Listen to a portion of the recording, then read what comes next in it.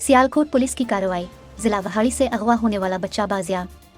तर्जुमान Sialkot police के मुताबिक थाना झाल सयाल जिला वहाड़ी से मोहसिन अली के अगवा के मुकदमे में DPO सियालकोट मोहम्मद हसन इकबाल की खुसूसी हिदायत पर महमूदुल हसन राना को मगवी को बाजियाब करवाने और मुकदमे में मुलव्वस मुल्जिमान की गिरफ्तारी का खुसूसी टास्क दिया गया, जिस पर महमूदुल हसन राना की ज़ेरे निगरानी इंस्पेक्टर फहद बिन फिदा के हमरा CIA की टीम ने दिन रात कोशिश करते हुए जदीद टेक्नोलॉजी, पेशावराना महारत और टीम वर्क से मगवी मोहसिन अली की बाजियाबी यकीनी बनाई गई।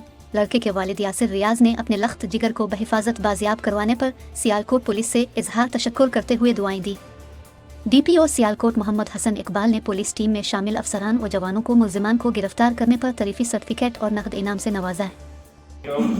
सर जी कुछ दिन पहले वाकया होया है बूरा भैड़ी 483 पिंड उत्थों यह बच्चा जिहड़ा घर दी कोई थोड़ी बहुत तला कलामी की वजह नाल बच्चा जिहड़ा ना उत्थों घरों नस गया।